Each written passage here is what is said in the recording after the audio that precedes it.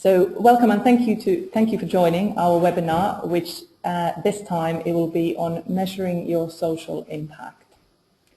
My name is Marika. I work at Unlimited. I'm a volunteer and pro bono coordinator, which means I basically link up our social entrepreneurs, the social entrepreneurs Unlimited works with various types of support, from mentoring to pro bono support to webinars such as this one. And today's webinar, it's part of a series of webinars which we started a couple of months ago and which will run all the way to December this year. I will send everyone a list of all the webinars that are still up and coming, so if there are topics that are of interest, then you can all sign up. You can also listen again afterwards, so we'll be recording, and we are recording this webinar, so if for some reason you miss out on any of the webinars, then you can request and we will send you the recording so you can participate afterwards. I'd like to introduce you to our host, Steve Coles.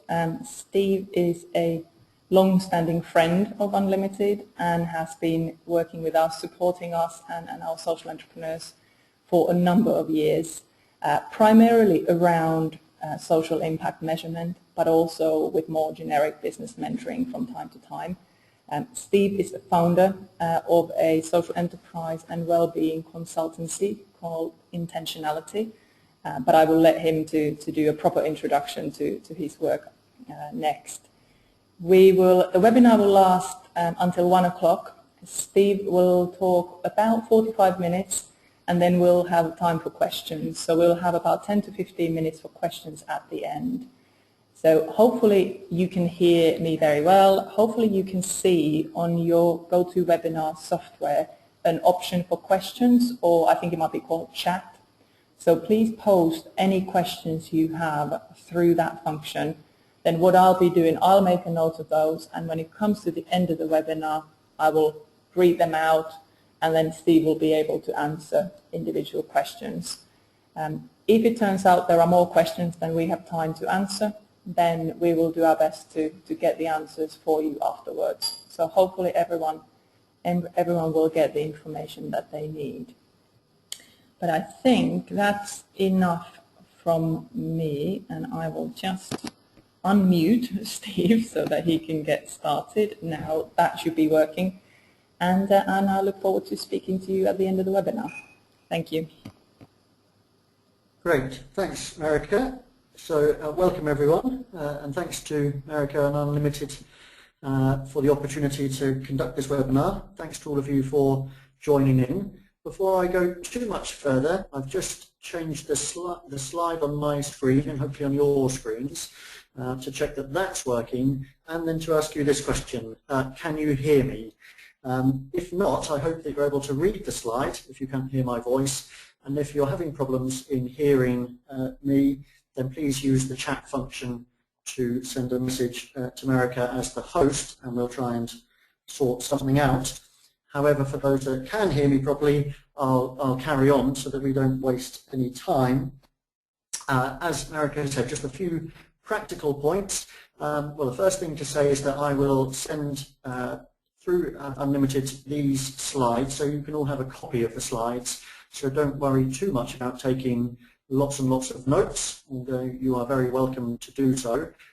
You will get the slides after this webinar, and as Marika has said, provided the technical wizardry is working, we'll record the webinar, make it available to you as well.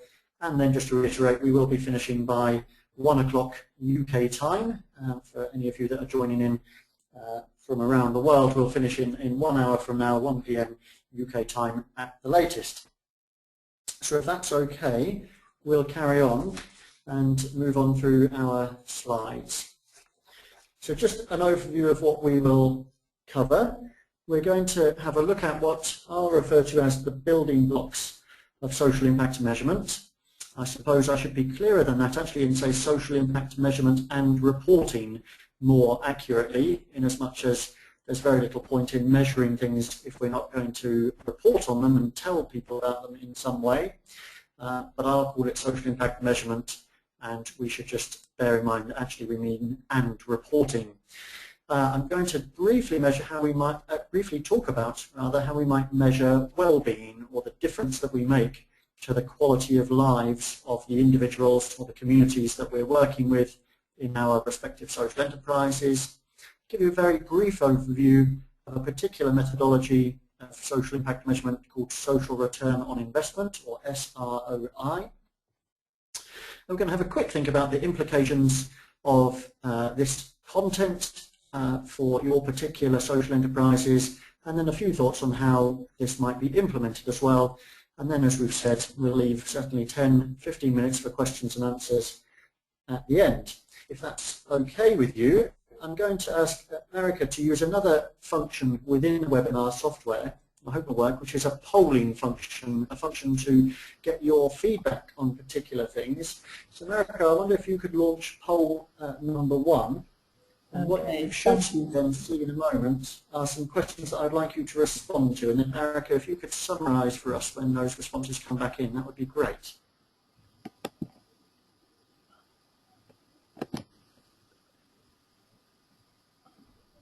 Okay, thank you, Steve. I think we might have a slight technical difficulty. I think the poll, people might have just seen it flash across the screen, but now it has disappeared. I am very sorry. I have a feeling that it opened and it closed as soon as we did that. Now, I think that means, unfortunately, we can't get that back up. But I think I know how it works now. So when we come to the next one, Steve, excellent. Get it, okay, well, so it definitely came up. We'll carry on then. Let's not worry about that one. We've got a second poll question for you all later, and we'll have a go at that one. All we were going to do with this initial poll was to try and get a sort of a reading of, a measure of your current understanding of social impact measurement on a scale from 0 to 6, from sort of I know nothing about social impact measurement through to I already know everything about social impact measurement. So it's just to help us get a starting point. But we won't worry. Let's carry on in that case. And so, right, slight technical difficulties at this end when my screen is not moving on. Marika, are we viewing my screen or yours? We can see your screen, Steve, so we've got the welcome and content over there. Great, we're moving on again. Sorry about that, everyone. There's technical gremlins everywhere. Hopefully we'll be all right. So a little bit just about me, just to set the scene a little bit.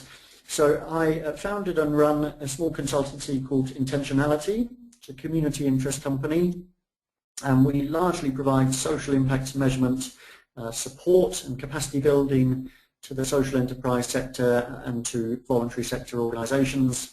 For a part of my working life, I work with the Salvation Army in a UK-wide role, helping them develop social enterprises, and then I'm involved in various other charities and networks in the social enterprise sphere.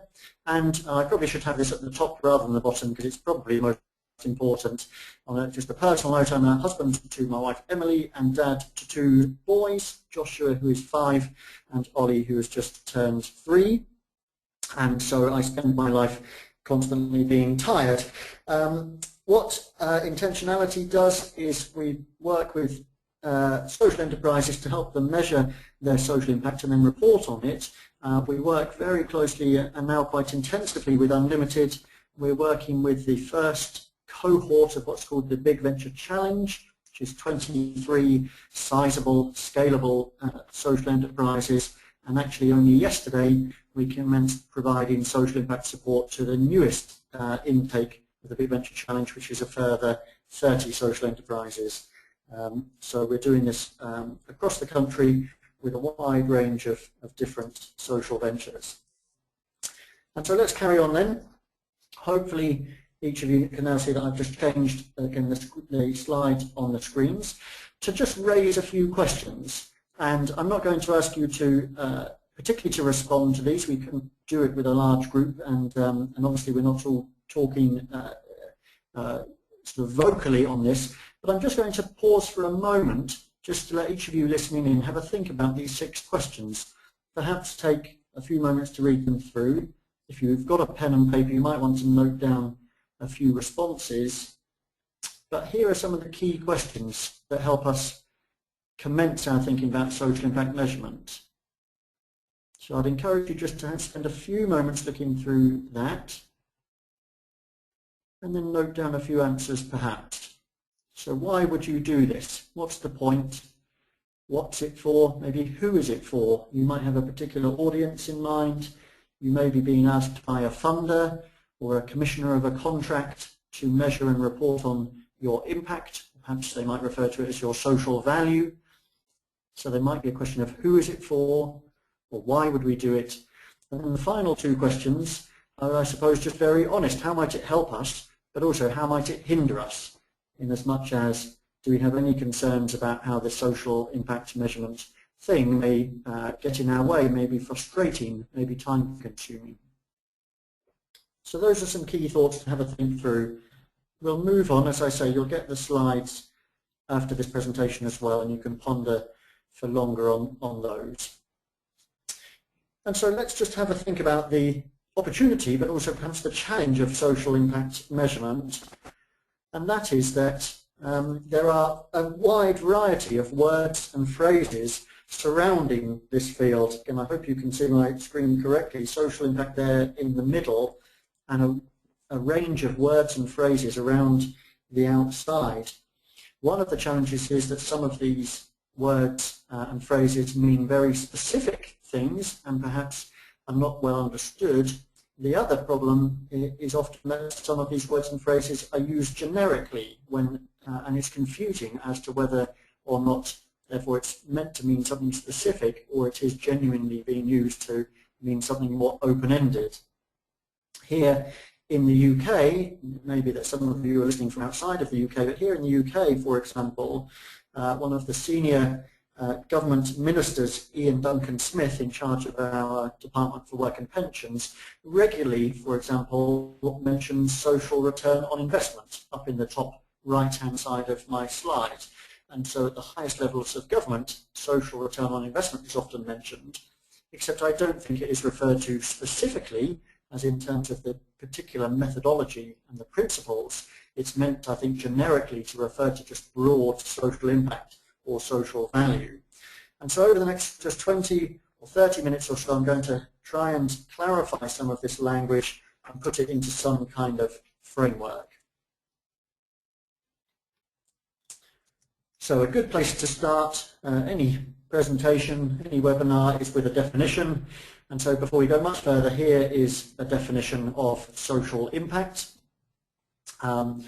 It is self-explanatory, I'm sure, and some of you will be very familiar with it, but I'll just read it out then. So social impact refers to the wider non-financial impacts of programs, organizations and interventions, including the well-being of individuals and communities, social capital and the environment. And then the particular authors of this quote say these are typically described as soft outcomes, mainly because they are difficult to quantify and measure. Well, they are often described as soft outcomes as well, but I'm going to attempt to show you that it's actually not always that difficult to quantify and to measure them, and we'll try and give you some tips and advice before the end of this webinar on how we might measure that difference made. Great. So I'm going to ask you another question for poll number 2. Eric, if we could have that. I'd like to ask you a question. Let's see if the poll works. Have a think about this. How many charities, this is in the UK, how many charities as a percentage do you think measure and then report their social impact publicly? So assuming each charity is making a social impact, that's what they should exist for, how many charities as a percentage do you think measure and then report their social impact publicly? Marek, if we could have that second poll, and then I'll hand to you just for a moment. Sure, great. Thank you, Steve. And I'm pleased to report that the poll is working and the answers are coming through. So I will just leave it on for a few more moments to let everyone get a chance to answer, and then I'll let you know what the answers were. Mm-hmm. Okay, I think that's everyone answered, so I will now close the poll. So Steve, so all the answers, 8% of our listeners think it's 68%.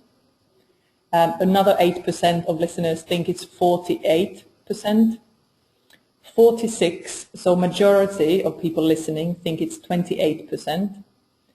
And 38% of the listeners are thinking it's the lowest number here. So only 8% of charities report on their impact. Great, thank you, America. That's very helpful. And so I'll just show you some of the stats here, but first I will confirm that actually that's very, very good from almost everyone there. In fact, the 38%, so over 1 in 3 listening, got it absolutely right. It is 8%, at least according to this particular study. Again, I hope you can see it on my screen now. It's a study of a couple of years ago from an organisation called the Charity Finance Directors Group. And in a review, when it says here of external review, they just mean including charities outside of their group as well, so not necessarily just members of their group, but only 8% of charities in their review provided impact information.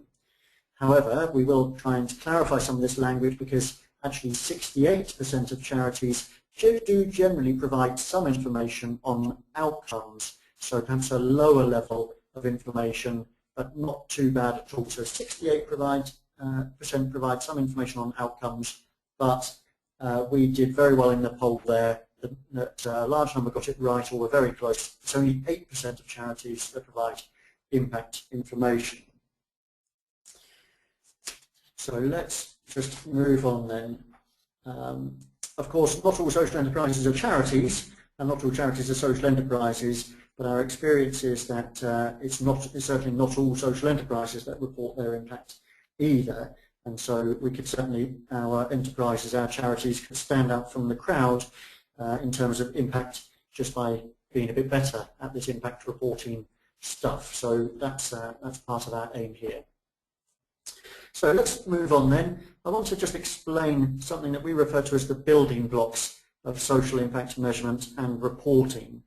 We think of them as building blocks because essentially they start down at the bottom with some of the most basic or the most foundational elements of impact measurement, and then we have to build on top of those. You can't do the impact reporting and measurement at the top of the pile without having done the bits down at the bottom. So it's very much like building blocks one on top of the other.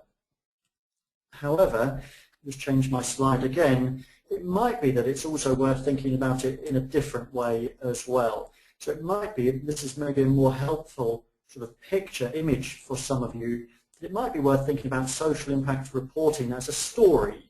The Social Return on Investment Network in the UK refers to impact measurement as a story of change, and that's, I think, a helpful image, a helpful picture for this impact, for impact reporting, and to think of that impact reporting as a story with a beginning, a middle, and an end.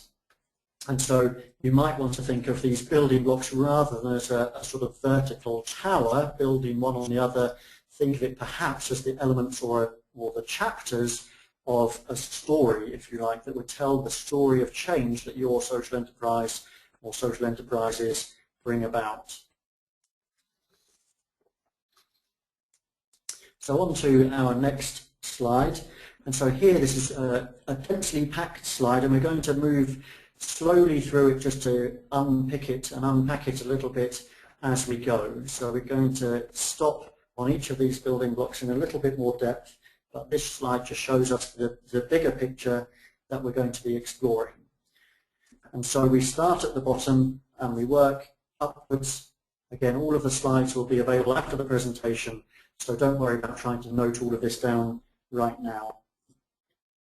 So if we were to start at the bottom then, of course, the worst possible position and I'm sure that none of you listening in are in this position in your enterprises, but that we could be measuring nothing whatsoever and then not reporting anything either. And so that would clearly be the worst case scenario, right down at the bottom, not measuring anything or reporting anything either.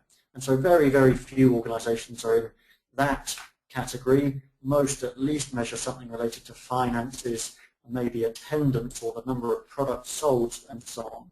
So I'm sure that most of your enterprises don't come under that category, if any at all. So let's move upwards then. Firstly, just to show you again that this slide is here for those that will need to look back to it, but this just summarizes the definitions of the terms we'll be using. We're not going to dwell on this just now because I'm going to come back to these as we move on up. I will just emphasize firstly just the top one, that when I refer to stakeholders, it's important to note that this is the definition, and what I mean by stakeholders is people, and that could be individuals or collectively, I suppose as families or communities, so people or organizations that experience a change, whether positive or negative, as a result of the activity being analysed. So it's the people or the organisations that are changed positively or negatively as a result of what your social enterprise is doing. Those are stakeholders. Sometimes, because of course stakeholders sounds a little bit like shareholders, we can often think that stakeholders are just those related to the money, whether that be donors or funders or the commissioner of a contract, but that's not the case. Stakeholders is much, much broader and is to do with those that are changed, we hope positively, as a result of what we're doing. And so we move upwards through our building blocks. Firstly then to outputs, and these are the direct deliverables. And so we might want to just think about this in terms of the most basic numbers that would begin to tell the story about your enterprise. The products, the number of products, the number of services, the facilities and so on that have resulted from your particular activities as an enterprise. They're the most basic things. So examples might be we have worked with 500 young people in schools. It might be we've delivered 10,000 hours of training in a particular area. It might be we've sold 20,000 of our particular product. Something like that, just the most basic numbers that describe what your enterprise does. Now again, we can't discuss this verbally, and we haven't got time to use the chat function to go into this in any depth, so I'm just raising these questions here for you to have a think about, and maybe again to make some notes there for you personally. But I hope that your answers to these questions would be a fairly strong yes. Most organizations, most social enterprises can name their outputs and give some numbers. As I said in my illustrations, we work with this number of people. We've delivered this number of services or products, this number of hours of training or input in some other way, and so on. So I would encourage you to think about that, have a think about how you might describe what your enterprise does and what your outputs are, and then think about how you would find and measure the numbers related to that if you don't have that already, but I suspect you do. So let's move on upwards on our building blocks. So to outcomes. And these are fairly obviously the things that come out of, or the results of, your particular enterprise's outputs. So they are often the things that change. They are often the things that are the intended short-term, more immediate changes, the things again that come out of your delivery. They're often related, as I say, to the stated aims, if you like, to the mission of a particular enterprise, and that helps focus down what these outcomes might be. So let me again give some examples just to illustrate. So the outcomes might be the number of young people gaining particular qualifications. It might be something like an increase in attendance at school. If it is a program for unemployed adults, the outcomes, of course, might be the number of adults or the percentage of adults that get a job or that sustain a job. It might be that we are working, for example, with some quite high-tech social enterprises that use technology to help deliver teaching and to act as a communication aid. So the outcomes might be that a teacher or a trainer is better able to deliver training to people with learning difficulties or to very, very young children who may better engage with different modes of communication. So the outcomes are the results. And here again are some questions just to prompt your thoughts. Again, make some notes if you like. So for your particular enterprise, could you name your outcomes? Is it that you get people into work? Is it that you help young people better manage their anger? Is it that it's better attendance, better achievement in some area?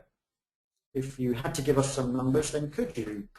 And you might want to think about those numbers actually as percentages or proportions. So for example, saying we worked with 100 young people and 70% achieved better grades in their exams. You might say we worked with 80 adults and 3 in 5 of them succeeded in securing a job at the end of a program. Those kind of things would be the ways to describe your outcomes.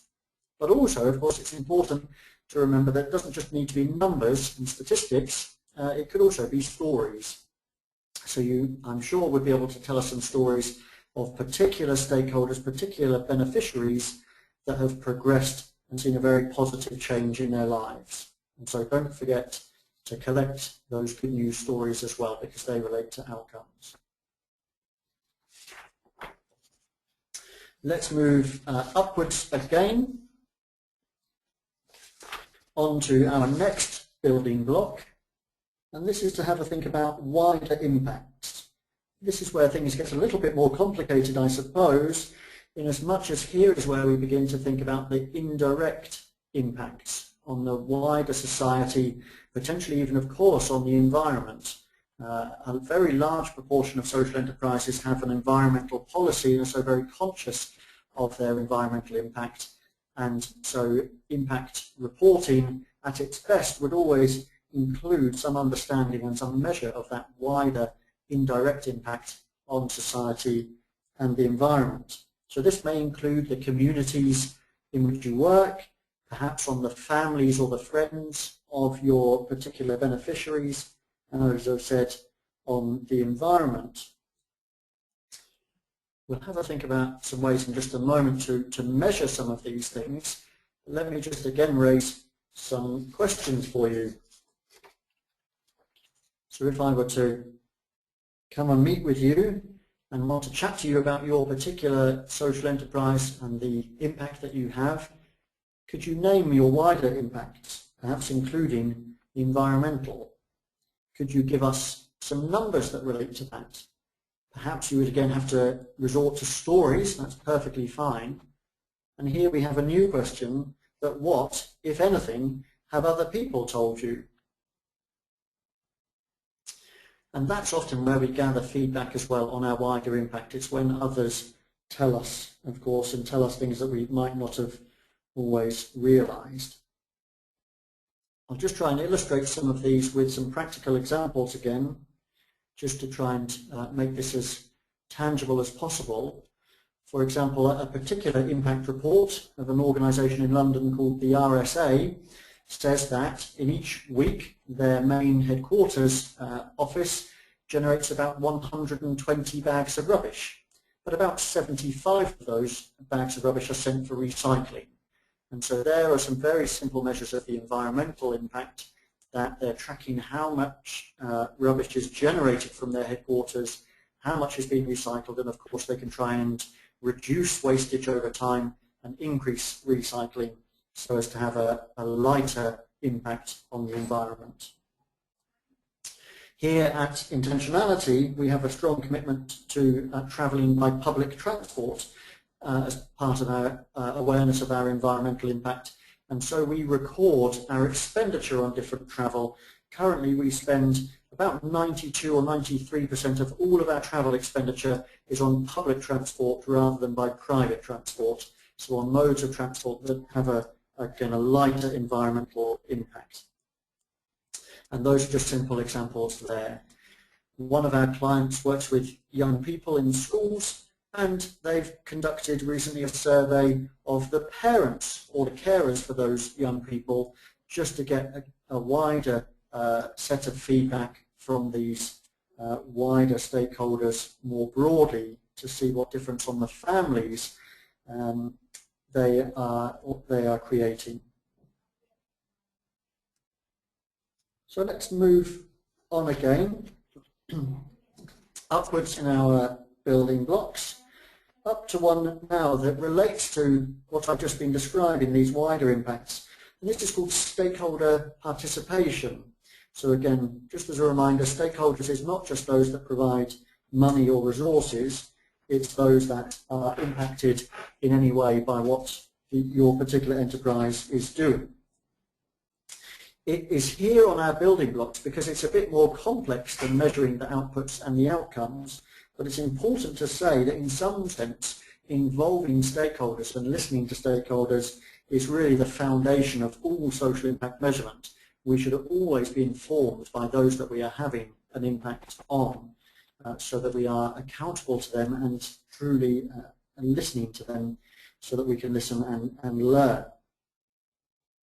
And so essentially stakeholder participation is just providing opportunities for listening. Stakeholder participation sounds a bit complicated or even a bit boring, but actually we should just think about it as listening to our stakeholders, to our beneficiaries in different ways. Whether that be, as the slide suggests, perhaps through a survey in some way or some other kind of consultation. There are plenty of different ways to do it. So there was our definition of stakeholders that we might have a think about. Often when we work with clients to commence some social impact measurement, we ask them to complete a template of something called a stakeholder map. So simply just a diagram or a table that lists out all of the different stakeholders, people or organizations that are changed as a result of what we do, to begin to get their heads around who their stakeholders are and how they change. So I'm going to ask you another question. Again, for the sake of time, we don't have time to respond, to allow you to respond through the chat function to this, I'm afraid.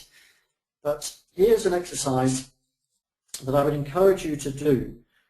Perhaps just do the very beginnings of it now as I talk us through the question. But this, what I hope, will be a valuable exercise just to broaden your horizons in thinking about which people, communities and organizations are changed that benefit from your particular social enterprise. So think about and write down, if possible, all the stakeholders of your particular social enterprise. So that would be all the people, individually perhaps, or communities or organizations that are changed by your work. And here's perhaps the big challenge: aim to identify 15 different stakeholders. And as I say here on my slide, that may sound like a lot, but there will be a lot more than you initially think. So I'll pause while you might just want to, on your notepads there, if you've got a pen and paper, or even just in your minds, have a think about the stakeholders of your particular social enterprise and note a few down. In a moment, I'll just give you a few suggestions from our experience. But as you write them, try to get as many as possible. People, communities, organizations that are changed, that could be positively or negatively as a result of what you do. And so as you do that, let me just illustrate. Feel free to note down any that I say that might be relevant to your social enterprise. So here we might be talking about young people, or the unemployed, or people with particular health difficulties. So in some sense, just your beneficiaries. You'll need to define those for your particular social enterprise. But then more broadly than that, stakeholders could include families or friends, particular community organizations. You might include donors or supporters, particularly if you are a charity. It might include internal stakeholders such as staff or your board of trustees or your board of directors. Your stakeholders will of course include your funders and those that provide provided finance in certain ways. It might be that you have a contract, and so a stakeholder would be the commissioner of that contract. It could be a local authority, a town council. It could be part of government structures. Your stakeholders might be the NHS, the health service, maybe the criminal justice service. It could be the Department for Work and Pensions, and so on. And so there will be lots and lots more stakeholders perhaps than you think. And so here's just a diagram to illustrate perhaps why it's important to engage with stakeholders, to listen to them in some way. It's because we need to be very conscious of our wider impacts on those around our enterprises, particularly to try and take in mind the unintended consequences of what we do, or the indirect impacts on society and on the environment. So why would we listen to our stakeholders? Why would we try to survey them, gather feedback from them, listen to them in different ways? Well, of course, it's to find evidence for the top left corner of our diagram here, of course, to get evidence as to whether we are doing what we intended to do that's positive. So it's first to just gather feedback and evidence as to whether we are doing what we hope our social enterprises are doing. What we also find then in listening to stakeholders is we find evidence of unintended positive impact. There in the top right-hand quarter of our diagram. And so that might be that you provide services to youth and young people in schools, but you might discover that life at home is improving, and so actually the parents or the carers are experiencing a positive change as well. That would be perhaps an unintended positive. Another example may well be that you run a particular program for a group of people, and as those people begin to form friendships between themselves, they might decide, for example, to start a football team or to go on a trip to the cinema together. And so an indirect or unintended positive outcome might just be more participation in sport or in enjoyable leisure activities, or simply in just getting to know more people and expanding and deepening friendships. Down in the bottom left-hand corner, for the sake of a complete diagram, we've got a square labelled intended negative. I've not yet come across a social enterprise that has anything in that category, but down on the bottom right-hand side, unintended negative is where we occasionally find things cropping up there, and the importance of finding things in that corner are that we, of course, we want to reduce, if not totally eliminate, any unintended negative consequences. So let me just illustrate that with a couple of different examples so that you know what might go in there. Again, we work a lot with youth work organisations and organisations working in schools, so lots of my examples are from that field. I hope you can translate them into different fields if you're working in different areas. But we're very conscious with some of our clients, for example, that young people who are being bullied may be bullied even more if they seem to be coming to speak to a youth worker or a counsellor in some way. And actually the bully may see that as a sign of weakness and then bully them even more. That would clearly be an unintended negative consequence, and we need to think about ways to reduce that. Similarly, in a different field, we might have something that is a negative unintended consequence. For example, in the work I've been doing over the last few years with the Salvation Army in their homelessness services, one of the unintended negatives of a person who's been homeless but coming into a hostel is that they feel very isolated because they've moved away from their social circles, their group of friends.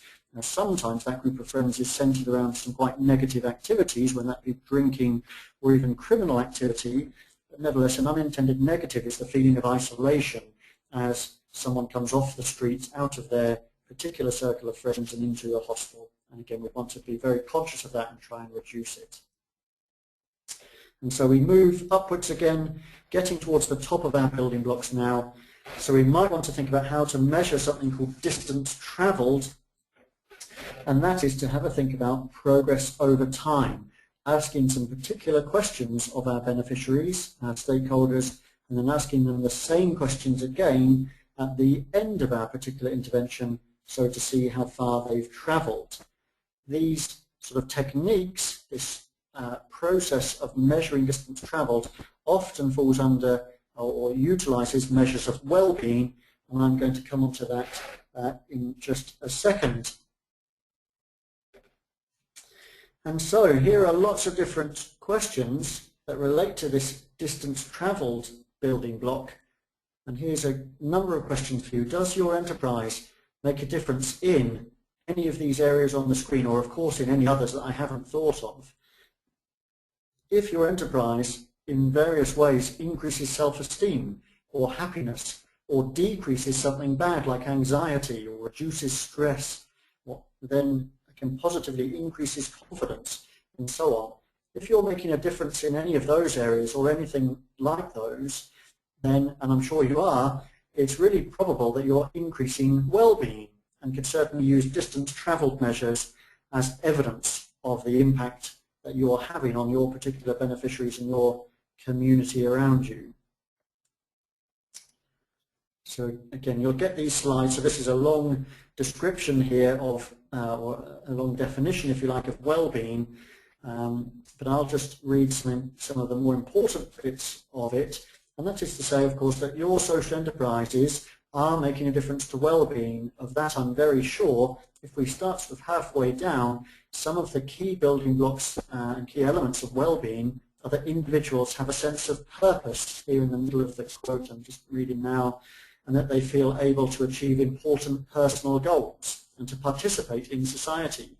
Our well-being is enhanced by conditions that include supportive personal relationships, involvement in empowered communities, good health, financial security, rewarding employment, and a healthy and attractive environment. And almost all of the social enterprises that I've ever come across, and I've seen a lot now, actually do a large number of these things. They increase well-being. They might not always use that language, but they are very much focused on increasing opportunities for employment or empowerment, creating a more healthy environment, providing health advice perhaps, or helping to combat the side effects of illness. Certainly a heavy emphasis on supportive personal relationships, mentoring and friendships, and so on. And so these are the key aspects of well-being that make a huge difference to the quality of our lives. And so let's actually turn to something fairly practical, some questions that we might actually use to try and understand the difference that we make to well-being. In thinking now also about my building block of distance travelled, here are some questions that are now very commonly used across the social enterprise sector and in the public sector and in politics. Here are 4 questions that a government department called the Office for National Statistics are asking of a huge number of people in the UK population, and they are measures of well-being, and sometimes referred to actually as measures of happiness. But you can see how they differ slightly, and at the bottom of the screen there you can see how these questions would be answered on a scale from 0 to 10, where 0 is not at all and 10 is completely. And so a lot of our clients are now using these questions to ask their particular beneficiaries these questions at the beginning of an intervention, perhaps partway through a particular program or intervention, and certainly again at the end. And so to track the difference between that starting point and the end point would be a measure of well-being. It is of course possible to create some variations on these questions, or to ask them differently, to perhaps make them more visual and creative. I'm sure you're aware of this particular technique, but often with children, one of the ways to measure well-being is to ask them to point to a picture of a smiley or a sad face. So it's a much more visual way to represent things, but a happy face to represent the high end of the scale and a sad face to represent the lower end of the scale. And so children, and perhaps those who don't speak English as a first language, can equally be included in this measurement as well. Here's an example, just one more example of measuring distance travelled or well-being, which again engages perhaps the imagination and the more visual opportunity to gather information. This is known as Cantrill's ladder, or the Cantrill scale, after the academic that designed it. And it's simply a question or two questions as phrased here. Please imagine a ladder with steps numbered from 0 at the bottom to 10 at the top. And if the top of the ladder represents the best possible life and the bottom of the ladder represents the worst possible life for you, then question 1 would be, on which step of the ladder would you say you feel at this time? And then the second question, on which step do you think you will stand about 5 years from now? And this has been used by the Gallup polling organisation, research organisation, with many, many hundreds of thousands of people now. So there's a huge database of baseline information as well, which is incredibly helpful to compare our own results against and get some sense of where results from our beneficiaries might sit in relation to other studies. So that's one suggestion. A youth work charity that I'm a trustee of now use this with all of the young people that they engage with, and they track it over time, usually each term, just to have a regular process of feedback to see how the young people they're working with are progressing. So just a few more slides and just a couple more minutes before I stop, and then we'll take any questions. We just need to get right to the top of our pile of building blocks, and then we'll be nearly finished. And so at the top are financial values. And here the question is, have your organisation's outputs or outcomes been given financial values, sometimes referred to as financial proxies, because they are approximations in financial terms for the particular impact that has been brought about. Perhaps one of the best known tools or methods for putting a financial value onto impact is a particular tool called social return on investment, or SROI. And I said at the beginning I'll give you a brief overview of SROI, and so here are just a few slides to explain it a little more for those that haven't come across it. So SROI, social return on investment, is a tool, an analytic tool for measuring and accounting for a much broader concept of value than just perhaps pure financial measures. It incorporates social, environmental and economic costs and benefits into decision making, providing a fuller picture of how value is created or destroyed. And then it describes here that SROI is able to, or at least attempts to, assign a monetary figure to social and environmental value which is created. And in a particular study by an organisation known as NEF, the New Economics Foundation, a particular study on a training program for ex-offenders revealed that for every £1 invested, so £1 of real money donated or loaned or commissioned in the form of a contract, that £10.50 of social value was created. Again, that's for a program for ex-offenders, and so that social value might include the value of former criminal offenders no longer repeating their crimes, a reduction in the cost of needing to hold people in prisons, perhaps a reduction in other benefits and costs to the state, value perhaps in those individuals then securing jobs and earning their own income, and so on and so forth. It means that £10.50 of social value was created for every £1 invested. And here is just the way that that's often described, simply as a ratio. For every £1 invested, £10.50 of social value was created. And so to our final couple of slides, the implications for your particular social enterprise. And of course they go in an order in the same way that our building blocks went.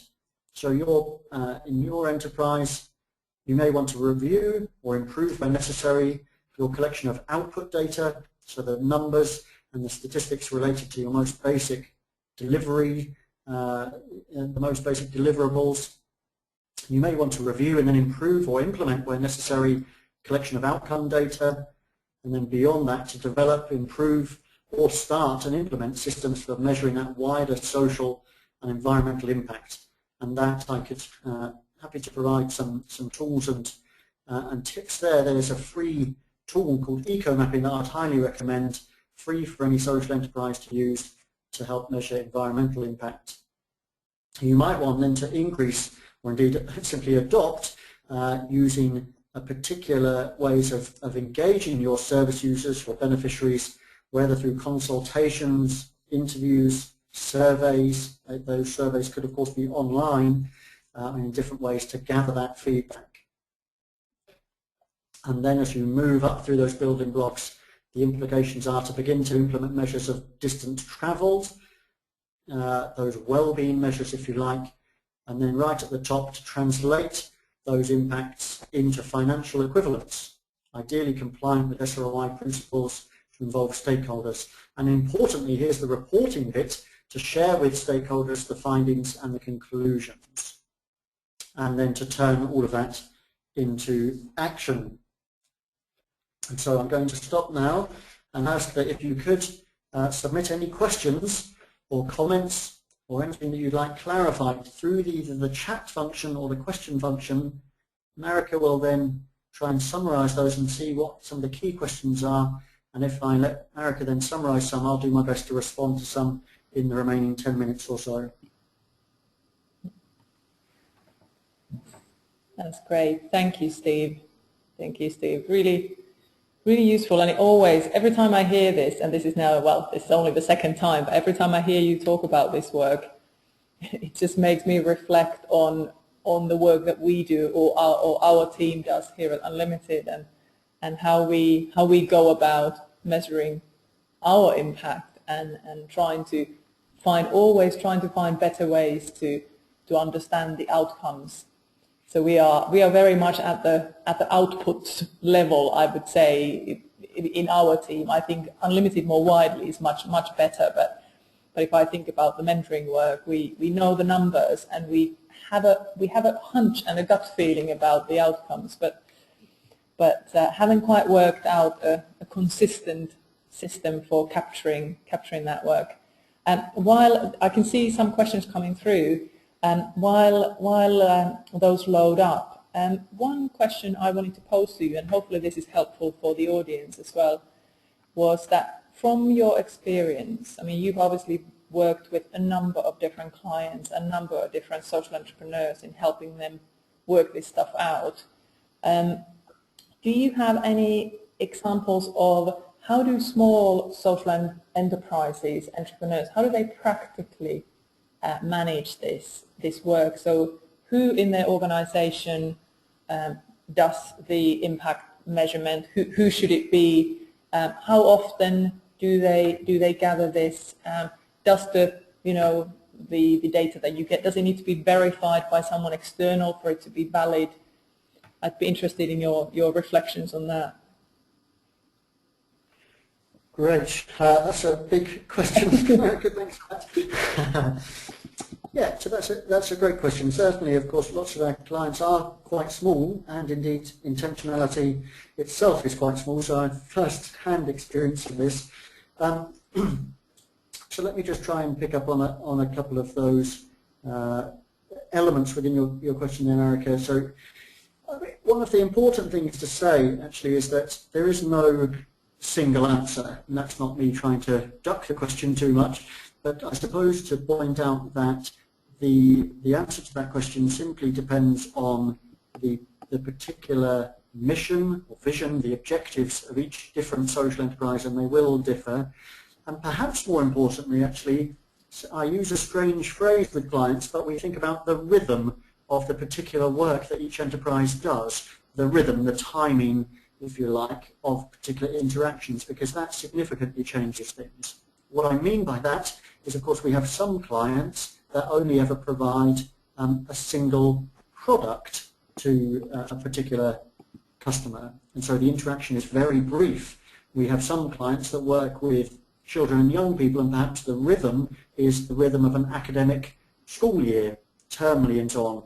We then have some clients that might work with, for example, people in the homelessness sector and provision of homelessness services, and the rhythm there would be much longer. They might be working with people for 1 or 2 or 5 or even 10 years, and so the rhythm is quite different. So it's difficult to give one answer, because it very much needs to fit with the rhythm of each particular enterprise.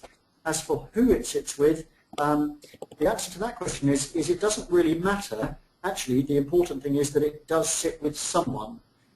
So it could be the founder, the entrepreneur. Those listening in may well be the founders of their own social enterprises.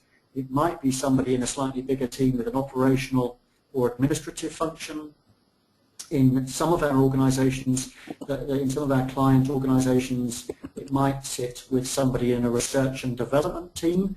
That's probably in much bigger organisations, or perhaps somebody in small and medium-sized enterprises in a marketing and communications function, or perhaps in a business development function.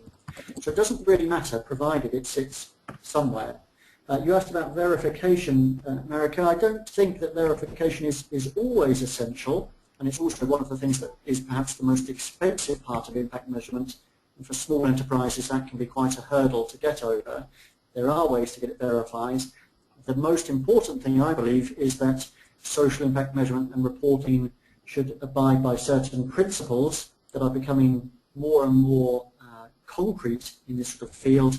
Principles such as, for example, to allow for accountability so that stakeholders can understand what's going on. Something like transparency is another important principle of impact reporting.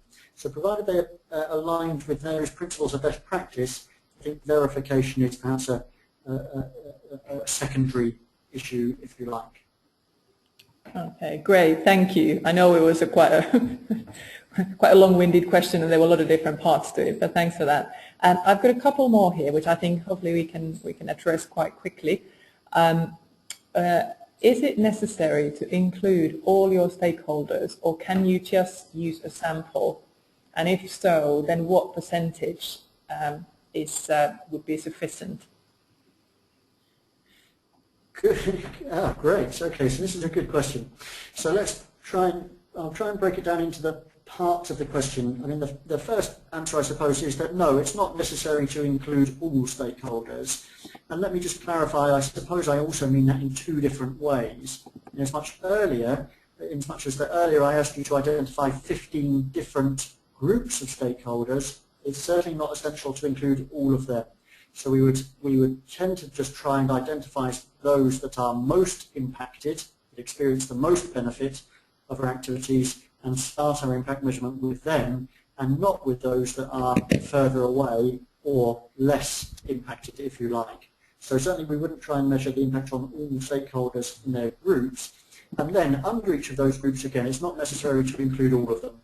So if your particular social enterprise, for example, works with 1,000 young people every year, or 1,000 unemployed people every year, it's certainly not necessary to gather feedback from all of them. It's perfectly acceptable to have a sample, and that sample should largely, should try and be representative, so be roughly equal in terms of male or female proportions, roughly equal in terms of sort of age groups or locations and so on. That's really important. Essentially, the question, it's a great question, is on what percentage. That's largely up to you, and again I'll come back really to some of the key principles of impact reporting, that simply impact reporting should always be transparent. So we just need to be honest about what we've done. If you're working with 1,000 people, then a sample of 10% of 100 individuals actually would be perfectly fine. 100 is quite a sufficient number to begin to gather good, robust information. If you're only working with 10 people very intensively, then getting 10% feedback would be only one individual, and clearly that's not necessarily going to be representative. So it varies, but it's important just to be very honest in our impact report about the sample and the proportion, so that those reading it just know what we've done. So there's no one answer, but I hope that helps a bit. Okay, great, thank you. Another question was about the ladder, the ladder scale you mentioned.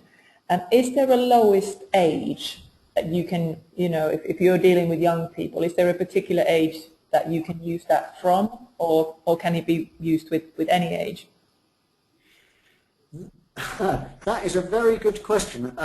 It certainly can be used with young people. However, actually I don't know off the top of my head specifically whether there is a lower age limit or whether it has been used widely with very young children. I could check. What I will do is in my slides, Marika, I'll send you my slides and you can distribute them to all of those listening. I've got a couple of slides that give much more detail about how Gallup, the polling organisation, use that particular ladder, and it will have some references to their website. So when you get the slides, everyone, and particularly that individual that raised that question, you'll find at the back of the slides some much more detailed information about that Cantor's ladder exercise, and hopefully you'll be able to follow that through to their website and find out specifically.